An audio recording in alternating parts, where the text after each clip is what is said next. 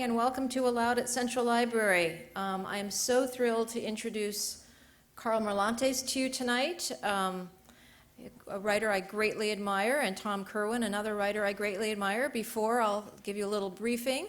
I'm Louise Steinman, the curator of the Aloud series and the Cultural Programs Director for the Library Foundation of Los Angeles. Karl Marlantes is a decorated Marine Corps officer and veteran of Vietnam.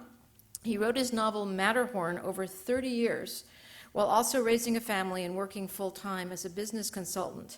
Matterhorn has been hailed as a masterpiece. Among the many awards it has received is the Marine Corps Heritage Foundation's James Webb Award for Distinguished Fiction, just one among many. I read Matterhorn last summer high up in the sky on a flight from Europe, and I didn't sleep the entire 13 hours because I was there with Sergeant Mellis on that jungle path, on that ridge in the fog in Vietnam, with those 40 brave and terrified Marines under Sergeant Mellis's command. Another great writer and thinker about the costs of war spoke from this stage a few years ago, and I wanted to mention him because his work is so relevant tonight, and also to pay tribute to him because he passed away a few days ago.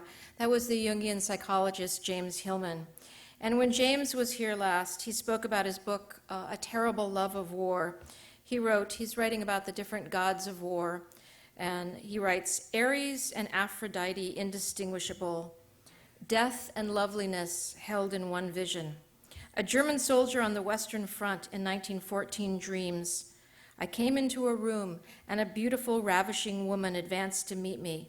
I wanted to kiss her, but as I approached her, I found a skull grinning at me. For one moment I was paralyzed with horror, but then I kissed the skull, kissed it so eagerly and violently that a fragment of its underjaw remained between my lips. It is this fusion of death and loveliness, writes Hillman, that makes war so spectacular and terrible, brutal and transcendent within a single moment. And it is that beauty and transcendence, the love of war and the sorrow of war, that Karl Marlantes so brilliantly addresses in his new book, What It Is Like to Go to War. What do you need to know to go to war? What do you need to know about coming back from war? In the past, Marlantes reminds us, warriors were prepared for battle by ritual, religion, and literature. Now, he observes, our soldiers are actually less prepared than their ancestors to deal psychologically with the experience of combat and its inherent moral compromises. Marlantes writes that the Army trained him to kill, but, quote, it didn't teach me how to deal with a killing. What is at stake, he writes, is not only the psyches of our young fighters, but our humanity. And as thousands upon thousands of American troops head home from Iraq and Afghanistan, Marlantes' book is essential reading for all of us. In conversation with Karl Marlantes tonight is Tom Curwen, who is one of LA's great treasures. When you read an amazing long-form narrative piece in the Los Angeles Times, look at the byline, and it's probably written by Tom. He brings a poetic sensibility and a deep insight to his stories. He's worked as the editor of the Outdoors section, as a writer at large, and as an editor for the Features section, and as deputy editor of the LA Times Book Review. And in 2008, he was a finalist for the Pulitzer Prize. It gives me great pleasure, and it is a deep honor. Please join me in welcoming Karl Marlantes and Tom Curwen to the Los Angeles Public Library. Thank you.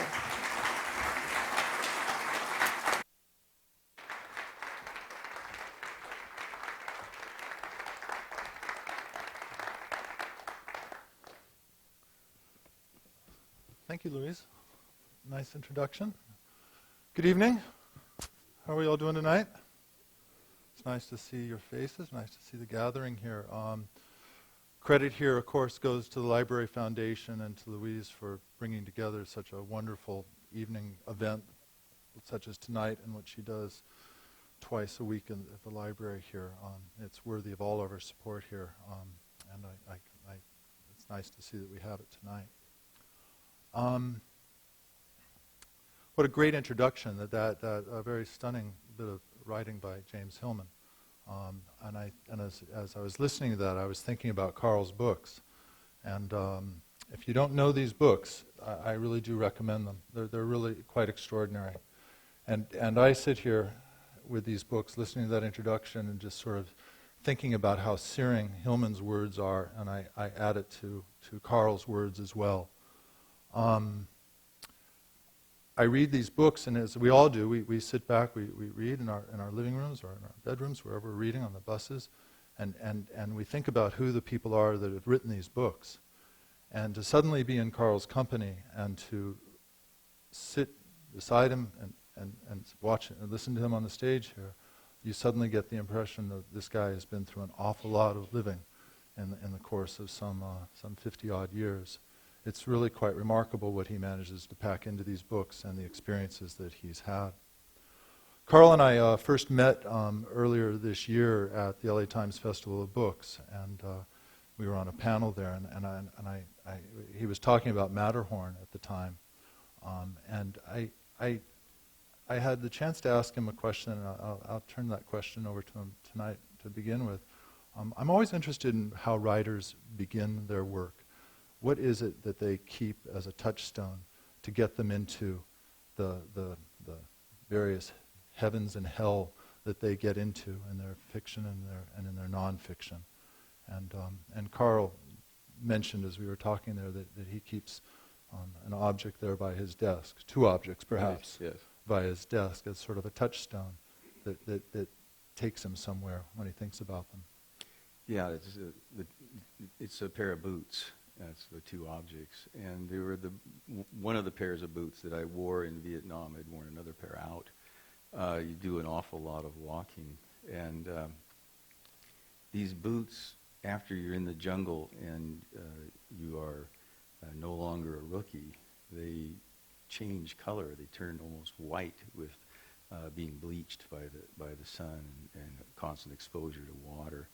And I could actually touch those boots and sort of, and remember, wearing them. And in fact, there's a slit across the top of one of them where I think it was a piece of shrapnel that just missed me and sliced across the boot. And I can just look at that and go like, that was close, and it's the feel of those boots. And also, as I was saying a little earlier, it was there's sort of a bit of a badge about white boots. It means that you are one of the ones that has been there.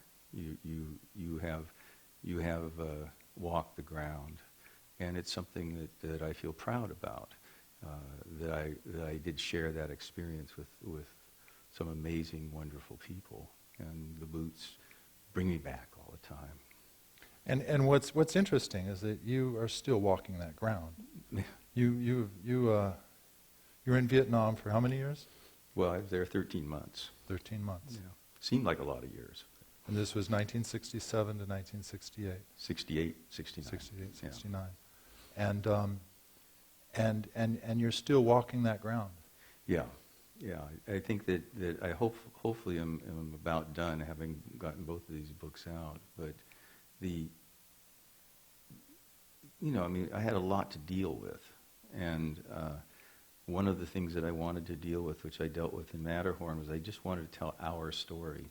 What is it like to be 19 and have to make the decisions that you make, have to do the killing that you do, grow up so fast, and yet, we were all just terribly young. I was the second oldest in my company, over 200 Marines at one point, and I was 23, and the company commander was 23 as well. He was a first lieutenant, 6 months older than me, an ex-fraternity president from USC.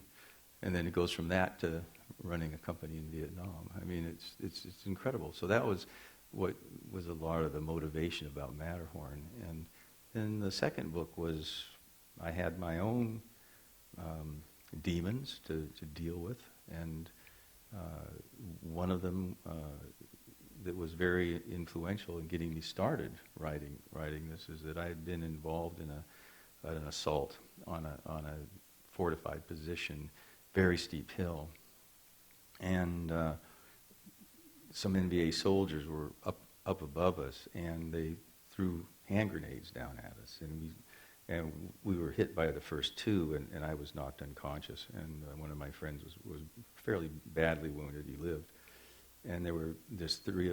I came to, and it was kind of a mess, and we threw our grenades back, And then they threw grenades back at us. And then we threw our grenades back. And finally, the lieutenant's sitting here thinking, we're going to run out of grenades here if we don't do something. And so I told these guys, I said, I'm going to go around to the side. And then when you throw the grenades, I'll be there waiting so that when these two guys pop up to throw their grenades back, I'll get them with my M16. So I got into position, and I was a bloody mess. Oops, sorry. I was on the ground, no further away from that fighting hold in the first row here. And one of the NBA soldiers was already dead. And the other one rose up with the grenade in his hand, and he looked at me, and we locked eyes. Now that's very rare. And suddenly he was just a kid like me. And I remember wishing I could speak Vietnamese. And I remember whispering in English out loud, don't throw it. If you don't throw it, I won't pull the trigger. If you don't throw it, I won't pull the trigger. And he just threw it at me, and I pulled the trigger. And at the moment, it was like not much feeling at all. I remember thinking, I bucked my shot. I anticipated the recoil, and I didn't have quite a clean hit. It hit the dirt just in front of him and then went into him. So, then we were terribly busy, and the assault was going on. And 20 years later, in 1990, I'm driving down a highway, and country music on, 2 a.m, little bubble of light. Veterans love to drive late at night, so because we've got control. And these two eyes popped up in the windshield. I could see them right in front of me. And I knew then that I had to deal with killing somebody that was a human being.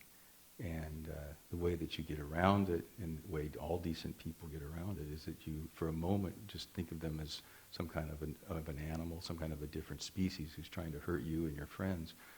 But at some point, you wake up in the middle of the night, or your mind is wandering freely and you're down the road, up pops the eyes. And I knew that then I needed to deal with it in a serious way. And I deal with things because I'm a writer by writing. And that was the genesis of the start of this book,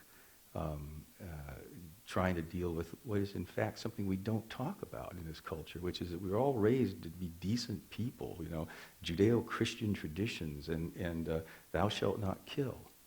And then we send the 19-year-olds out there to do the killing for the country, and then they come back, and after having gone against everything that they've been taught, and then what? If they're lucky, you get a job at McDonald's or something. And we don't speak about this, and we don't think about talking about to kids who are joining the military. I'm not a pacifist, but I do think we waste our 19-year-olds lots of times. And I don't want romantics joining the Army or the Marine Corps. I want them to understand what they're doing, and I think that if we talk to them ahead of time, they're 19, they're going to roll their eyes. I mean, I know them. But if you can tell them ahead of time that this is what you're going to do, and you are going to start to see things like this and feel things like this, the human body strategy for healing is to take the blow and heal fast. We're not turtles or armadillos. We don't have armor. We take the blow, but we heal fast. And so what I'm hoping is there's no way you're going to stop the 19-year-old from receiving the blow of the wound to the soul of killing people, or of his psyche getting shattered. But you can speed up the healing by telling them ahead of time what they're going to experience, what they're going to look for when they come home. If I had known what's in this book, I think my family would have suffered at least a decade less than they did, because I would have been on top of it faster. But I was completely ignorant of it. You write towards the end, this book is my song. Mm-hmm. Each and every one of us veterans must have a song to sing about our war before we can walk back into the community. Yeah, there's a Navajo myth called Two Brothers to the Sun, and it's about two warrior brothers who take a journey to the sun, and they have to fight monsters on the way, and they go through all the harrowing experiences of combat. And they succeed, and they come back to their village, and everybody in the village is afraid of them because they have lightning coming out of their bodies, lightning bolts. And everybody's like, no one was going to talk to them. They were frightened of them. The Irish, the Tame, a great Irish epic, has the same thing with Cuchulainn, who's the Irish hero coming back, and he's so on fire, and he's got swans flying around his head, and people are just frightened of him. And the way that these people got reintegrated was in the case of the Navajos, is that they sent them to Spider Woman, and Spider Woman taught them to sing, and they began to sing, and as they sang, the lightning bolts started going away, and they finally sang themselves back into the community, and rejoined the community, because that incredible affect of having been at war got smoothed out. I was actually led through a sand painting ceremony that reenacted that whole myth, and it was very important to me. And so, in large part, that's the song. Yeah, and that's sort of the flavor of this book. Is you know, not only do you have passages in which there are lightning bolts coming out of the prose, but there's also the thoughtfulness that goes behind it. I was reading this and I was thinking to myself, you have a memoir to write that could strictly have been a memoir of your days in Vietnam, but you obviously felt the need to write more than just a memoir here. Yeah. You wanted to, it's not so much a polemic that you've written, but there's certainly it's less impressionistic, let's put it that way, than a memoir. Yeah. So your lightning bolts came out in sort of a different sort of way. Yeah. I felt, when I started writing it, I put one of my favorite quotes from Bismarck at the beginning of the book, and I can't quote him exactly, but the paraphrasing that quote: "Any fool can learn from his own mistakes. The wise person learns from somebody else's mistakes." And what I had hoped is that if I could really analyze and really get honest about what happened, and some of the mistakes I made, some of the things I thought I did right, then maybe someone reading the book would learn from what I have done instead of having to repeat it and do it again. And clearly, we in our culture blindly repeat. It's human. Being human, we repeat things over and over that we should be able to stop. And so that was the sort of the sense of the feeling that by just getting honest, which wasn't easy.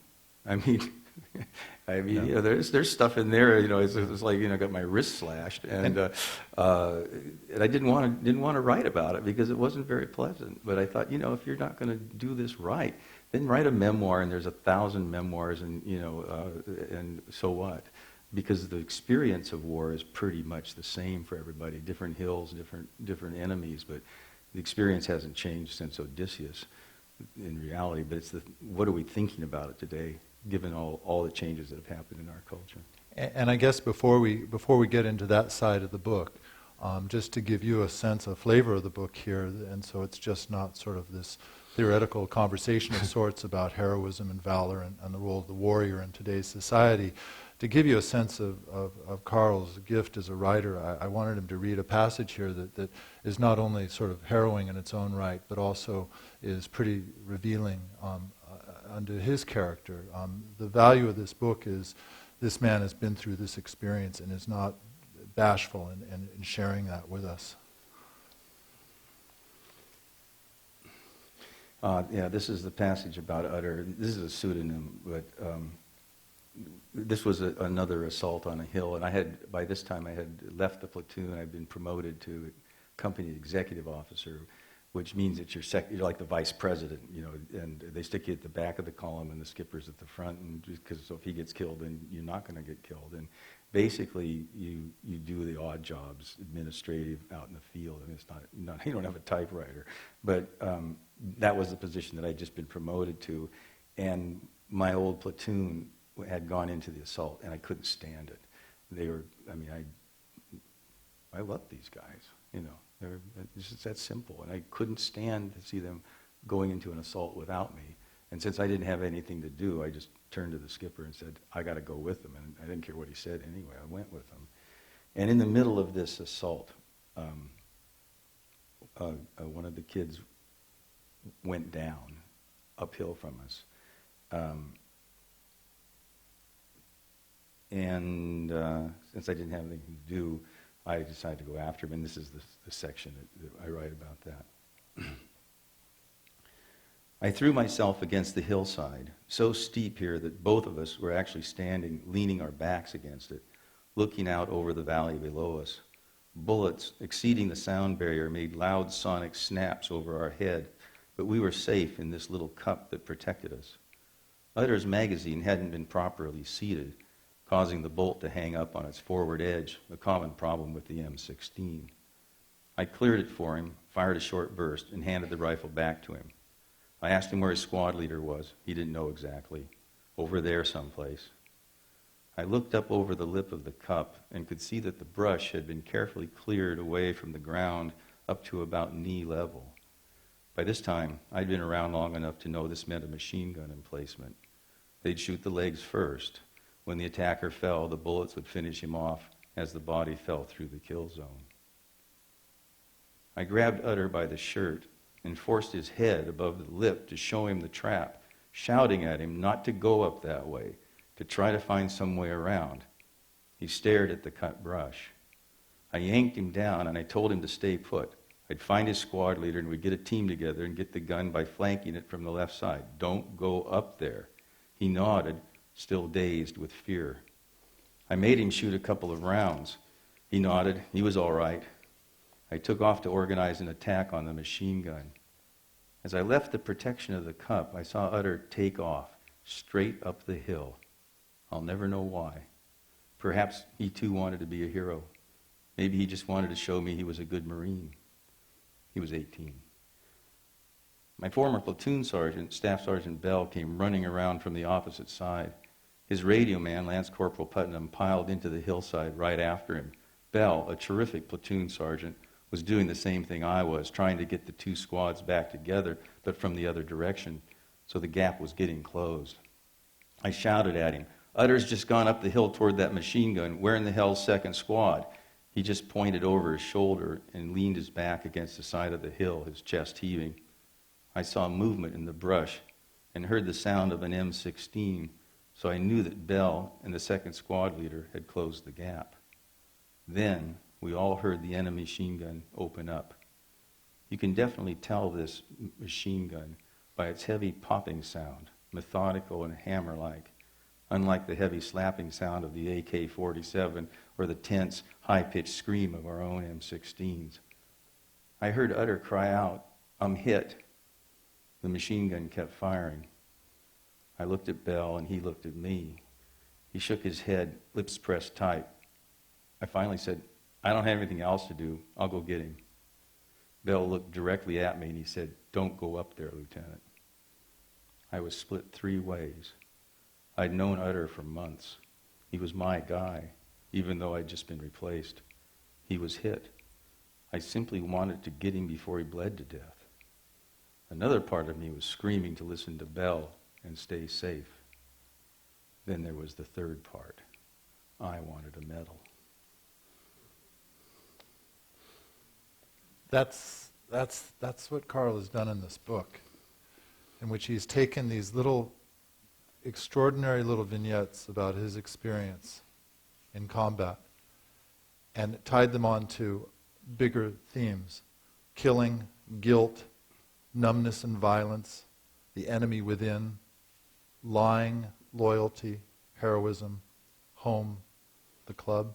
These are the chapter headings of the book. He is definitely onto something bigger than just telling us about what it's like to be in war.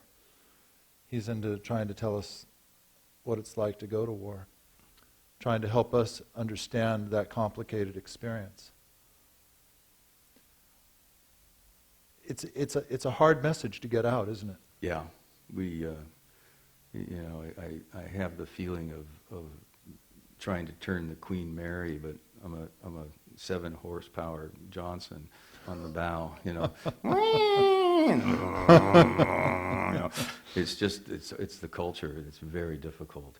But writers have influence. We don't have power, but we do have influence. And So it's something that I accept as part of literature and part of writing. It's just something that you can do. You can help, put some ideas out there, and maybe in 50 years the Queen Mary might turn, but if you don't start the outboard on the bow, it's not going to turn ever. So I kind of... And it's taken a degree of tenacity. I mean, Matterhorn, why don't you share the story of the publishing history of Matterhorn? Matterhorn. I mean, this is a good example of just how difficult it is, I think, for our society and for readers and for publishers to sort of embrace the reality of what you're talking about. Yeah. When I first tried to publish Matterhorn in 1977, and no one would read it. Vietnam War, we can't sell that. And they probably were right. I mean, the way the country felt about the war in 1977 was probably, not real good for selling books. And so I finally put it away after about 20 or 25 rejection slips. I can only take so much. And no one had read it. And so I worked on it, again. I kept plugging away at it, cutting it, adding things to it. And it was really good that it didn't get published when I wanted it to, because I was too young to really get into my characters, to really understand what was happening to me. Mid-'80s, I tried it again, and then the answers were, you missed the market. There's no market because Hollywood's already done it. Full Metal Jacket, Platoon, Apocalypse Now. We can't sell a book on Vietnam. And so I, after about 20 or 25 of rejection slips, I went back to, raising my family. By this time I had 4. And mid-'90s, I honestly got a couple people who wrote back very helpfully saying, well, listen, we can't sell a book on Vietnam, but why can't you just take these characters and move them into the Gulf and just write the book from the Gulf War strategy, because that's very tough. And I was so pleased that Microsoft had come out with Search and Replace, because I could just do desert and jungle and just get a whole new book. I mean, and I don't hold. I mean, that's sort of funny. But these people have to make a living. They have to guess what the market's going to be. They have to guess if it's going to sell, or if they can place it with a publisher, or the publisher can make it sell. And they just thought that it probably wouldn't. And honestly, in the aughts, I actually had some of them writing me back saying, well, it's got a mountain in it. Afghanistan's got lots of mountains. Why don't you just move this company to Afghanistan? We can probably sell that.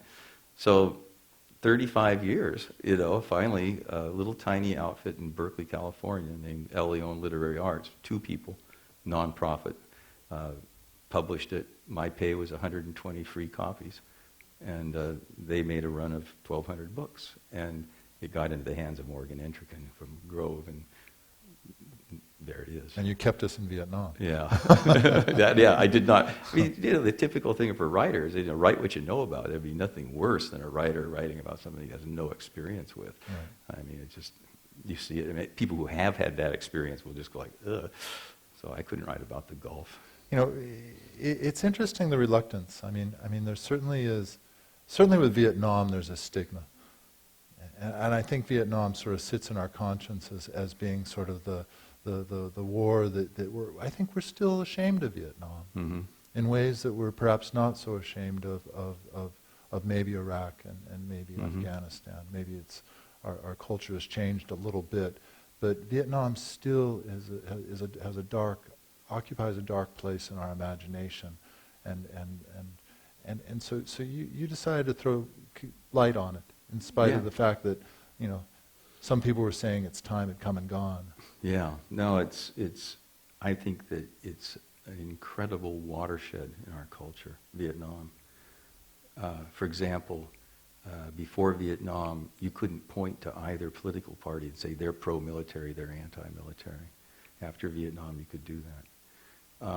When I was at Yale, and I got to Yale in '63, there was a huge plaque on the wall at Wolseley Hall, giant bronze plaque with the names of hundreds of dead Yaleys from World War I, World War II, and Korea.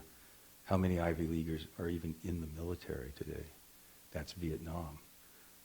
Our republic went in a bad direction from Vietnam because we have failed to really deal with a lot of the fallout from it. And there's 2 examples right there. Yeah, and I guess like that pair of boots, those bleached boots that you hold and sort of feel your presence in Vietnam and in their company and in their presence. Mm-hmm. Vietnam is also that broader touchstone for you in what it's like to go to war, to open up the conversation, to help us reconsider the role of soldiers and warriors in our society. Yeah, I think so. I mean, I think that one of the things that's so difficult for returning veterans, even today's wars, is that we have some kind of an unconscious attitude that the veteran is the one that goes to war. We all pay our taxes, and we all teach in the schools that teach the scientists who build the weapons, and we all grow the food, and we all finance the factories. I mean, we are an incredible interconnected chain of being and these connections. And what the veteran, what the soldier did, is that he was at the end of the chain where he pulled the trigger. We went to war, but we don't believe it. And, I think that it's something that happened again in Vietnam. World War II, my dad and my uncles, I mean, that was when they were in the service. Oh, there's another thing that changed. It was called the service. Now it's called the military. That's from Vietnam. I mean, it's an incredible watershed. But everybody sort of knew. I mean, all the women in town had brothers and husbands that had fought in the war, and they knew what a division was and what a platoon was. And I mean, it was just part of the whole culture participated in the Republic participated in it. Now we don't do that, and I think there's this unconscious attitude of, well, they volunteered, we paid them. I mean, we have to be nice to them when they come home. We shouldn't, be mean to them like we were to the Vietnam veterans, but it's kind of a false standard. I mean, it's a sort of a negative standard. If we're not being mean to them, then that's good. No, we sent them to war, and they're going to have a very difficult time coming back. I was at a radio show about 3 weeks ago with 3 Afghan veterans. And I was sitting in the green room and talking, and one of them has just been back 2 years. He's at the University of Washington. And in the 2 years since he's been back, 3 of his friends from his little unit have committed suicide. Mm. So clearly, we're not doing the job. And I think that a lot of deep thinking is going to have to be done about this, because we got them coming back in droves right now. No, that's powerful. I mean, all the yellow ribbons that say support our troops only go so far. Exactly. Yeah, the work has to be done now. And people say, well, why doesn't the military take care of it? Well, these reintegration problems, the alcoholism, the divorce rates, the joblessness, the rages, the murders, they pop up 5 years, 10 years, even 50. Those popped up 20 years later for me. So it's got to be us, the civilian population, that deals with this, because they're out of the military. They'll be out of the military for 10 years. The military can do a better job. And they're, quite frankly, I've been at the Air Force Academy, I've been at Quantico, the Marine Corps sort of school, and I've been at West Point and the Naval Academy because of these books. And they actually are trying to deal with it. But as one very frustrated Marine colonel said to me, he was just like this, he's just like, well, we're Marines, we're not psychologists. And I went, yeah, you're right. They can only do so much. And what we have them doing, and they ought to be doing, is being our warriors. We've got to take care of these veterans. And I think that we think we're done when we clap for them when they come home in the airport. So I guess what's interesting is that you're trying to suggest a different definition of a soldier than what perhaps our culture and our society currently accepts as soldiers. Yeah. You're suggesting that a soldier or a warrior be defined by someone who has more of a sort of a more humanistic approach to killing. Yeah. If you think about the military, it's really interesting.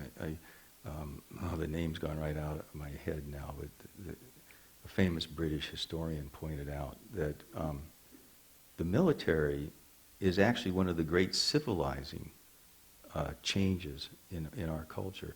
Up until about the 16th or 17th century, before the regimental system came into Europe, basically it was just a bunch of brigands running around. There was no check on the slaughter, nothing. It was a very, you think of what they call the condottieri that were in northern Italy.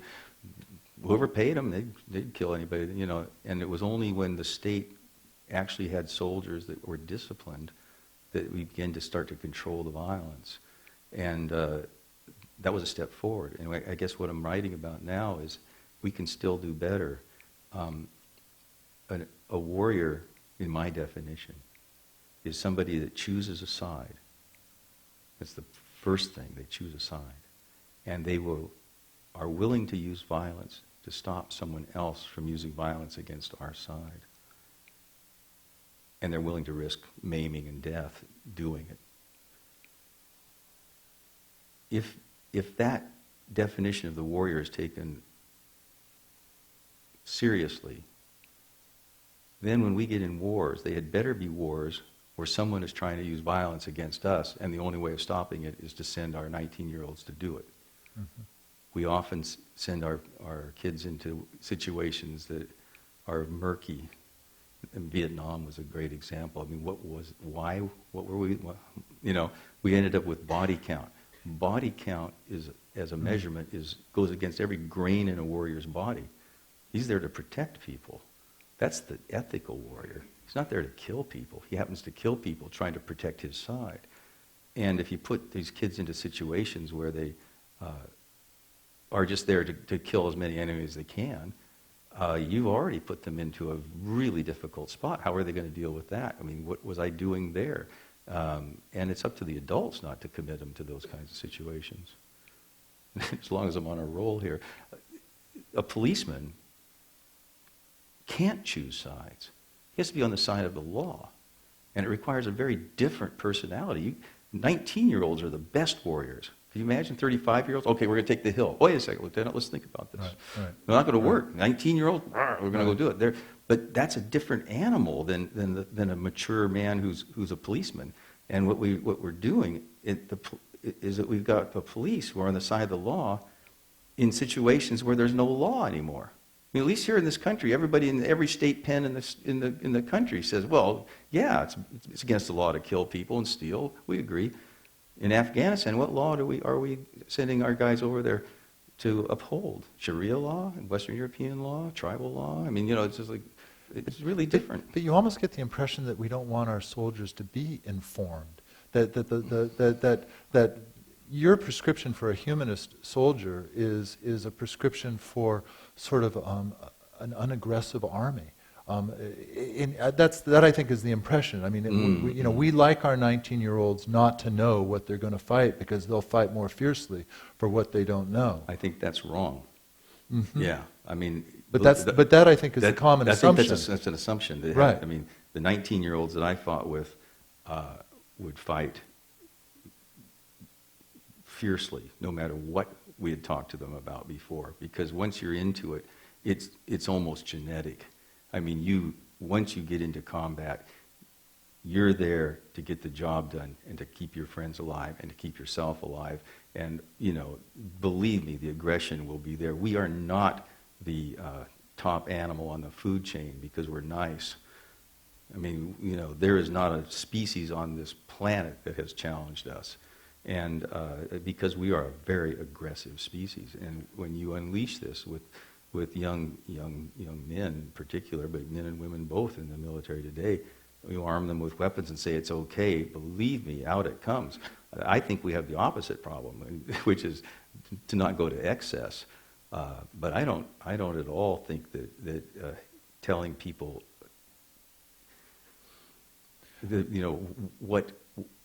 what's going to happen to them and when to notice that they might be slipping into something that's not healthy, that's going to lead to excess. I don't think that's going to stop the aggression at all.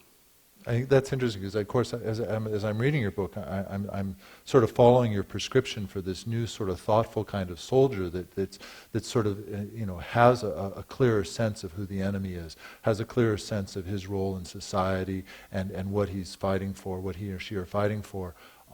And part of me was thinking to myself, well, this would be not the aggressive army and the fierce army, because there would be too much sort of internal debate in the soldier before going into war, the more informed they are. Which I guess made me think about your book and made me sort of feel like in this book, as we were talking about earlier, that in some manner I feel like it feels, as much as I admire what you're doing here, that you're kind of swimming upstream. You're going against culture, Yeah. and trying to get this message out there. Yeah, no, I think it's there's no doubt about that. But I'm encouraged because, like I said, I spent an hour with the woman who's in charge of the curriculum at the Air Force Academy, and she was very interested, particularly in the part that I was talking about, the new technology of being able to use drones and kill people from some air-conditioned air base in Nevada and drive home after work and have dinner with the kids and go to the soccer game. This is something that we need to really start thinking about, because the technology is going to just exceed the rate of development of our hearts. And believe me, it's not going to. You don't turn the technology around. As someone at a meeting said, "Well, why don't we ban drones?" I said, because the other side's going to have them in about 10 years. Don't worry. And they're already watching the way we use them. We're setting the precedent for how they're used, even. Scary picture. Yeah, but it's going to happen. And so now what? Now what do? We have to think about how we're going to use this technology. And if we don't, we can get ourselves into situations where I think we're doing excess killing we don't need to do. I guess, though, that's what I was thinking about, is as strong a prescription as this book is for what a new breed of a warrior for our society would be. I feel that there's so much in our culture right now that is working against that prescription.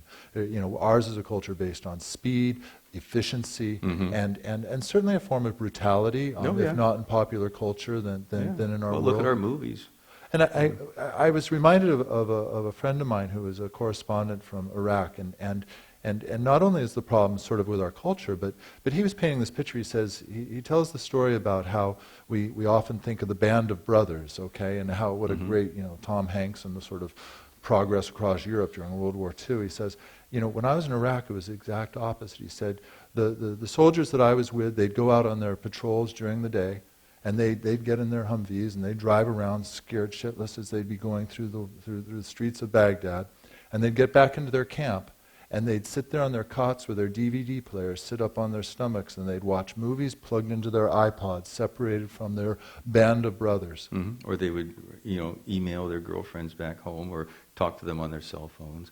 And what that is doing is that it's blending what I call the sacred space, where you're actually taking life or losing your own life, with common, ordinary life.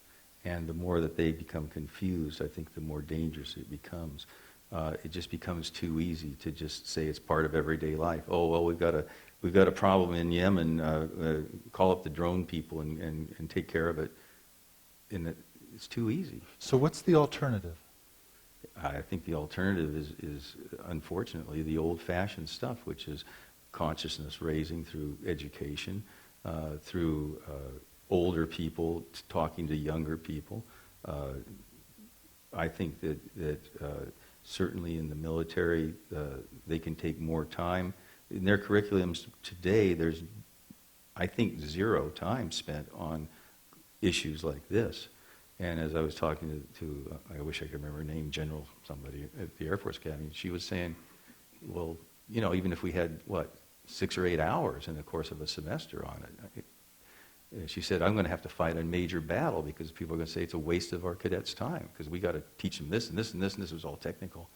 And I'm going like, if you had 6 hours, which is an infinite amount more than 0, I think you'd make major progress. Because I was just talking to these kids, and at one of the classes, it was an English class, and they had not thought that what they're doing is killing people. They were there sort of learning about, drones and organizational efficiency and how to manage and, that. And it was all sort of very interesting.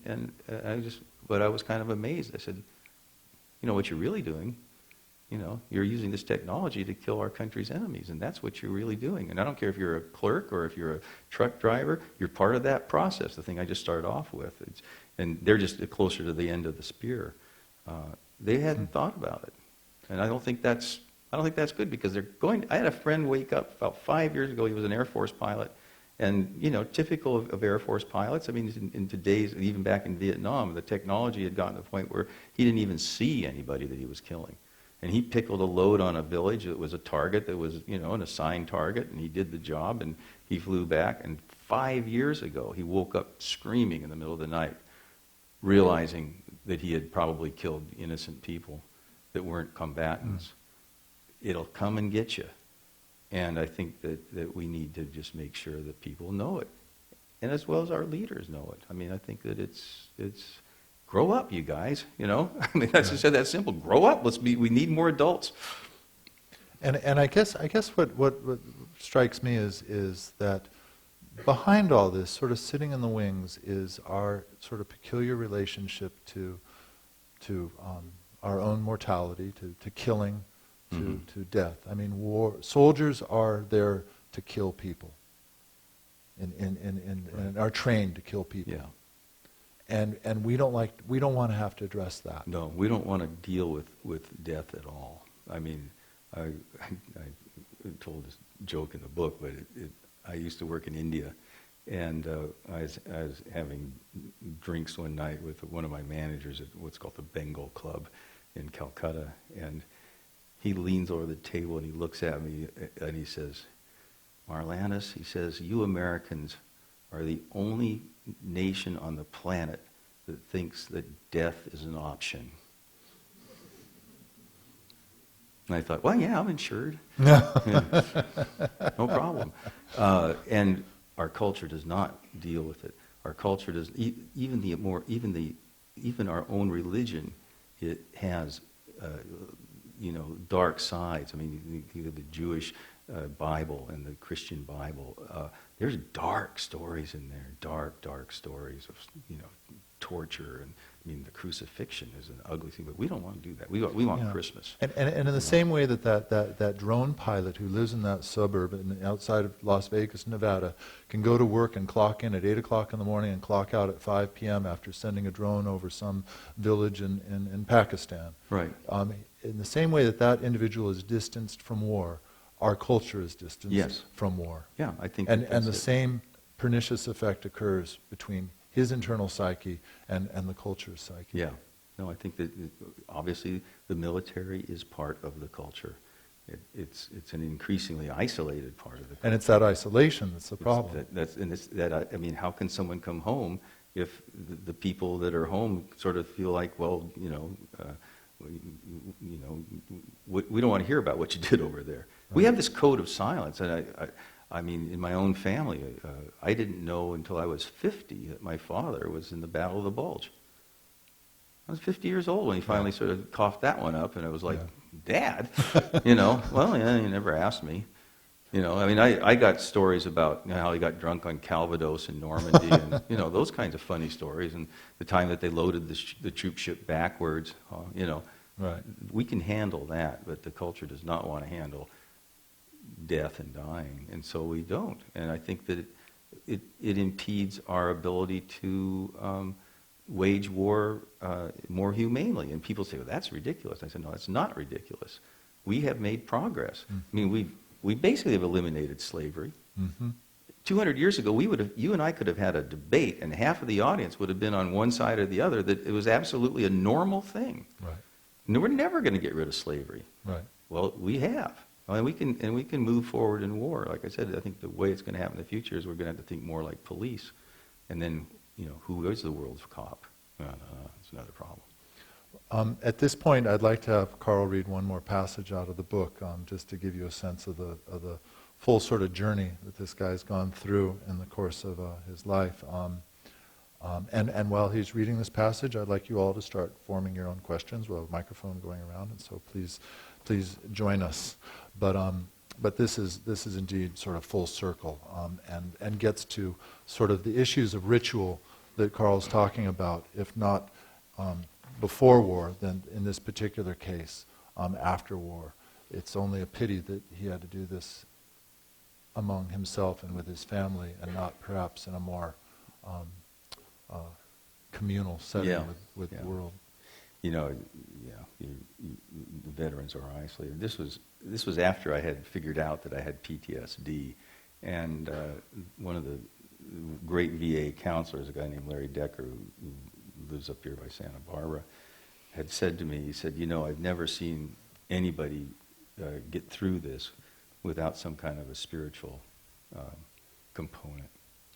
And so typical of me, I said, okay. So I went to the yellow pages and I looked up churches, and I there was, I lived in a little town called Los Olivos, and so then there was one that was just only 3 blocks away from where I live. I said, well, I'll start with that one. And it happened to be an Episcopal church, and I went in and talked to the priest, and he says, I don't know anything about war, I don't know anything about PTSD, but there's this guy up the valley, a Capuchin monk named Brother David, and I call him Brother Mark in the book. He has been dealing with war and veterans. Maybe you should go talk to him. So I went to him, and he said, yeah, what is it? He said, well, I need a spiritual counselor. Why? My psychological counselor said so. So anyway, what transpired with this was, after a while, he said to me, there's an old Catholic ritual called the Mass for the Dead, and I think we should do this with you. And he said, I'm going to do this, just you and me, in the old San Ynez mission, and I want you to think about who you're going to talk to, because in the Mass for the Dead, we invite the dead to come to Mass with us. So I went, okay, and this is the passage. It was 2 a.m. and dark. The dead had been summoned for several days before, and were now gathering outside Old Mission Santa Ynez. It was cold for Southern California and wet. 6 months of drought had just been broken by the first Pacific storm, and the surfers were reporting 24-footers. My friend, Brother Mark, a Capuchin friar, had spent the evening before with a friend of his, a former nun, setting up candles and laying out the tools of ritual, and the large old mission was hushed in their glow. On the floor in front of the altar stood a large single Paschal candle, the sign of the risen Christ, and deeper yet and beyond, into 20,000 years of our common ancestry, it was the power of the phallus rising from the earth. I had spent the evening writing what I wanted, and never had a chance to say to my dead friends killed in the Vietnam War. Brother Mark was in full regalia. If we're going to do this thing, Karl, we're going to do it full force with 2,000 years of tradition behind it. It was the Mass for the Dead. I handed Brother Mark my diary, the battered book that I had kept with me every day I was in Vietnam. It was with me on every godforsaken hilltop in the mountains of the north. It was with me in every firefight. It was with me when Isle died and when Utter died. And it was with me when I died. It was with me on the hospital ship Repose. It was with me when I was drunk on my butt at Vandergrift Combat Base. Along with it was a small green notebook filled with medevac numbers, R&R dates for kids in the platoon, notes about the last Red Cross message to talk to the 3 kids who hadn't written home in the past 2 months and whose mothers were wanting to know if they were okay, hastily scribbled defense plans, hole arrangements, machine gun fields of fire, possible lines of approach by an attacking force. It had patrol checkpoints and daily brevity codes for radioing in positions. Cigarettes will be at 7530, NFL stars at 8131. I could radio in that we were located at from Pall Mall up 11 and right 5, or from Horning down 3 and right 7, and the skipper could figure out where we were, so we could rain down fire and death on others than ourselves. Brother Mark placed these books on the altar next to the wine, water, and bread. You ready? I nodded. He handed me a silver spoon, and I spread frankincense on the glowing charcoal in the censer. I carried it, tossing smoke, while Brother Mark spread holy water, and together we walked toward the huge oak doors at the far end of the aisle. Brother Mark unlocked the doors. I pushed them open into the night. Welcome, friends of Karl. Welcome, former enemies. We welcome you. Come in. I felt them filing in. They had been waiting patiently, gathering outside beneath the dry grass hills dotted with dark green oaks. Gathering there to wait there in the dark, they had waited for a quarter of a century. And they filled the church. My dead friends, kids who died before I even learned their names, North Vietnamese soldiers I had killed, and ones of my friends had killed, shadows and wraiths connected with us all and connecting us to each other. I had invited an officer I just hated. It hadn't been easy. Truly, there was a time when I wanted to kill him. A friend talked me back to normal insanity. But I knew there could be no forgiving of myself without the forgiving of him, and I also knew that he never thought too highly of me either. Then my grandparents all filed in and sat down in the front pew. We began the Mass. About halfway through, I stopped Brother Mark. "What's going on?" he asked. "They've all gotten up and crossed the aisles. They're hugging one another and shaking hands." We waited about 5 minutes until they got back into their seats again. I read aloud to them what I'd written the night before. "Anderson, all the sergeants thought you were a kind of a fuck-off. Maybe you did too, but on Helicopter Hill you did everything, gave your life, maybe to prove you weren't. You're not a fuck-off in my mind. Thank you." I told Clifton, "You took me on my first patrol. You took out the machine gun and died. Thank you, teacher."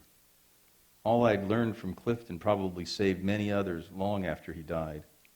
I told Isle how sorry I was I'd rushed him that day to kill the retreating NVA. He piped back, "Hell, Lieutenant, I was a Marine. I wanted to kill them too." Others laughed, even the NVA. I told the officer I was sorry for hating him so. I thanked him for coming. "I know you thought I was just a fucking hippie. Neither of us was a perfect officer. I forgive you. Please forgive me." When I saw him seated below me on one of the pews, he was no longer an old man against whom I'd held bitter anger for all these years. He was a relatively young man, killed when he was around 38 or 40. I saw him as a young man, assigned a battalion in combat, and in over his head. I no longer felt angry. I felt sad. He and I just looked at each other and understood where we both had fallen short. Wow. Thank you. Yeah. So at this point, we have microphones, and we've got people raising their hands. Terrific.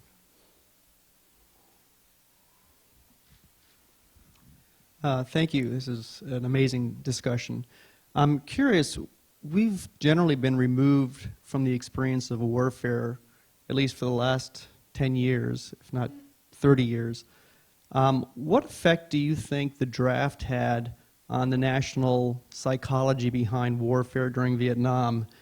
And do you think it's been an asset or a detriment to our dealing with warfare in these two current conflicts? Well, boy, have we got time for a long answer. I think that the Republic's in danger because only a tiny, tiny percentage of the Republic is fighting its wars. When the draft was on in World War II, all segments of society went to war at plaque at Yale. During Vietnam, there was the 2S deferment, and that's when we first started fighting our wars with the lower classes instead of the upper classes. And because there was so much political heat about the draft, they went to the all-volunteer military, and I still think we're fighting our wars with our lower classes and not our privileged classes. How many Ivy Leaguers, people from Stanford, Pomona, even look at the military as an option, much less join it? And I'll tell you this, my cautionary tale. There was a fierce battle where Hannibal handed the Romans their rear ends, called the Battle of Cannae, about 200 BC. It was fought across the mountains from Rome, and it was such a slaughter that the Carthaginians actually had to go in shifts to kill the Romans because they got tired, their arms got tired killing them. 1/4 of the Roman Senate lost its life in that battle, and 3/4 of the Roman Senate lost immediate family members. All right, that's lesson number one. What happened after that battle is that the Roman Senate decided to isolate all the soldiers who had lived, because they said, well, you must have been cowards because everybody else died. And they would not let them go back into the Roman towns. They made them stay in encampments outside of town. Does this sound familiar? And a prominent Roman named Scipio, was from the Scipio family, who had money, who was also a survivor of Cannae, began to take care of these soldiers. And he began to look after their welfare. He began to pay them and help them. And their loyalty began to shift from the Republic to Scipio. And he used these veterans as his nucleus of his force to defeat Carthage. He became Scipio Africanus, one of the great Roman generals. 200 years later, a Roman army under Julius Caesar invades Rome. Loyalty had shifted completely away from the Republic. And if our elites aren't involved, he who pays the piper calls the tune. And there's no fear in my mind about it happening today. The military is firmly ensconced in civilian control. But I can see the resentment building. I was at Fayetteville, North Carolina, doing a reading, and a young couple came up, and she's got a baby in her left arm, and she's got a toddler dragging behind her in the right arm, and he's in his fatigues, and he's standing. They look like they're about 4 years out of high school, and she just begins bawling, not tears, bawling. And I go, she finally gets together. What's the matter? And she turns to her husband, and she says, well, he's shipping out again in 2 days. And I turn to this kid and I say, wow, is this your second tour? No, sir, it's my 7th. Oh. This is a republic? We're in danger. That's my answer. Excellent. I'm new at being aware of this subject, but I'd like to ask you, could they form like committees or something to bring awareness to the military ongoing, because we're going to have maybe future wars, and we should be the public should be well aware how the soldiers are going to take part on their duties. It should be like, pass laws, military being more informative. Public being more informative. Yes. To what's really going on. Yeah. No, I think you're right. You're absolutely right. And I think there are concrete things that can be done that are not difficult. Go ahead. I'm just thinking form a committee, citizens for vets, what gives constant public information what's going on, and support and knowledge of the whole aspect of war. Are you a veteran, sir? Yeah. Yeah. Well, but yeah. We need more, awareness for the public. Yeah. For military duties. Where did you fight? Pardon? Where did you fight? I was like National Guard. National Guard. On the National Homeland Security. Good. Yeah. I don't think that we're talking about rocket science here in terms of. First of all, if there was just a simple thing like a national service, not everybody should be a soldier or a Marine. Marines are, endurance athletes, and not everybody's got the genetic structure to do that. But everybody's got the ability to help. And if out of that pool, people could volunteer and other people could, God, think of the things we need to do. Teach kids how to read, build Forest Service trails. We could replace all the people at the Transportation Security Administration with, 18-year-olds. Be a lot more pleasant anyway. And there's a ton of things that people could do to pitch in, and then the sense that an isolated part of the culture is doing all the fighting wouldn't be the same. It'd be like, well, we all are doing our national service, and some of us do it as soldiers, and some of us do it as teachers. But it's a different feeling than, well, we're paying them to do it. See, and I think simple things. Like the chaplains could easily teach the corpsmen, the medics, simple rituals to handle dead friends, bury dead enemies, so that years of repression wouldn't have to happen. during the battle, you're not going to do any of this kind of thinking. But as soon as you can afterwards, simple rituals like that. I'm onto this because we'd been in a terrible battle, and we were in a defensive position this time, and we had dead enemy laying downhill from us. We'd thrown them down there.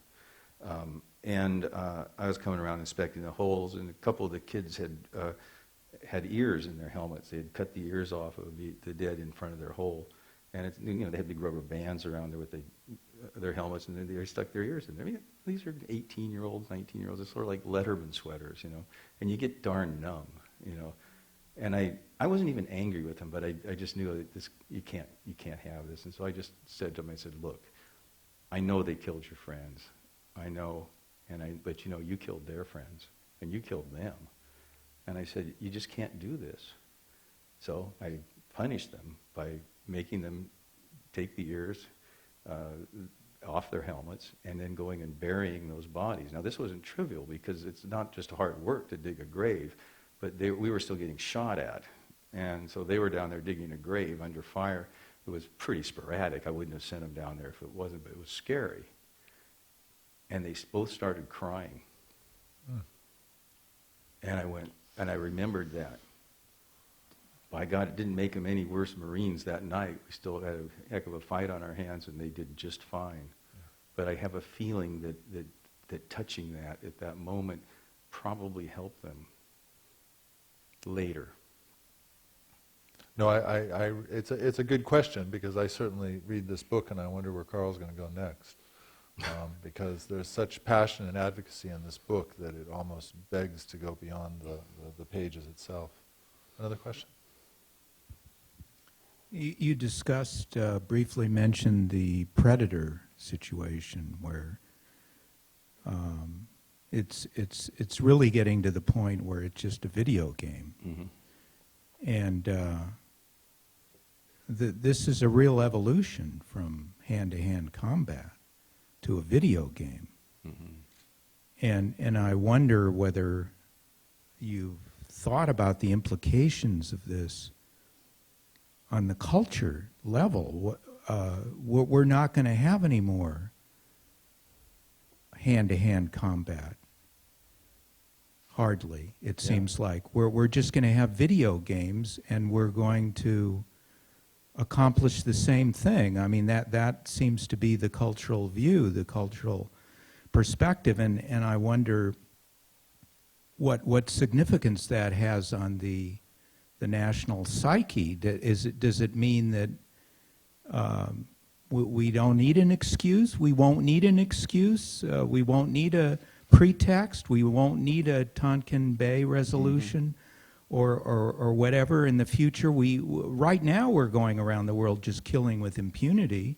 There's no or little control on any of these predator facilities. Right. At least that's what I've heard. So does it just mean that it's going to continue in this mode, and what effect is that going to have on society? Yeah, unless we get conscious of what's going on, it will continue, and it'll have a negative effect. Just think about hand-to-hand combat. There's a natural break on violence. First of all, I wanted to get out of there as fast as I could because I might die. Now, a guy in Nellis Air Force Base has no fear at all. He's not going to die. So there's one thing, the carnage. I mean, you look at dismembered bodies of your friends or your enemies, and you go like, I don't want to do this anymore. I don't want to do this. All of those natural breaks that we have now in warfare are going away. And so the only thing that you can replace those breaks with is an increase in consciousness about what we're doing. And it is becoming too easy. I mean, it is becoming part of normal life. Whereas before, I talk about the sacred space, I call it the Temple of Mars. You actually had to leave the country. You actually had to go someplace, take time, get there, do your killing, then come back and you re-enter. If it becomes part of ordinary life, I mean, there's no coming home anymore. You never left. It was just part of everyday commuting. And I think that that's where we're heading. I mean, you cannot say, I mean, we're going to have little robots that are going to go around corners and shoot people. And that's going to happen. I mean, I was at the Air Force Academy, and they used to have a huge mess hall, ceiling, 4 stories high. They used to have an airplane hanging over all the cadets. They replaced it last month with a drone. And I was talking to one of the guys about the kind of person that they're looking for to be at the Air Force Academy. They're no longer looking for people who are eagle-eyed and aggressive. They're looking for people that can run these machines, because that is the way the future's going. One more question. Anyone just dying to ask the question more than anyone else? We have the mic to this gentleman back there. Yeah, Sherman said that the purpose of an army is to break things and hurt people. And I was trained as a tanker, and we went out and our job is to kill enemy tanks and the crews with them. Now we send people who are infantry trained, grunts, killers, and we want them to be peacekeepers. Mm-hmm. I don't see that as good. I see that as something that's going to really cause them problems in the field. I think perhaps you should have a separate, MOS as a peacekeeper. Yeah. And No, I agree. I mean, that's what I'm saying, is that we're confusing police work with warrior work, and it requires a completely different type of personality, a whole different level of restraint, and we need to examine very closely when we commit warriors to police work, we're going to get in trouble. I agree with you completely. And I also think that we need to think about, even if you think that we're going to commit policemen, there are so many ways of bringing influence on a country whose way of life you want to change. Let's face it, that's what we want to do in Afghanistan, that's what we want to do in Iraq. Take the example of South Africa. South Africa eliminated apartheid with the aid of the world community, helping the people who were against apartheid. We did not send the Marines to South Africa. We wouldn't play rugby with them. We wouldn't invest in their businesses. We wouldn't allow them to, participate in normal functions in the international community. A great deal of pressure can be applied before you have to send the warriors in. And I think that's something that our policymakers have gotten very fuzzy about. And the role of a warrior, the role of a policeman, and when is it appropriate to commit this one to that job and this one to that job. So I agree with you. And I'd add to that the role of the writer to bring it to our attention. To the Library Foundation, a round of applause for this evening and for their work, and to Karl Marlantes. Thank you very much. Thank you. It was a great pleasure. Head back here.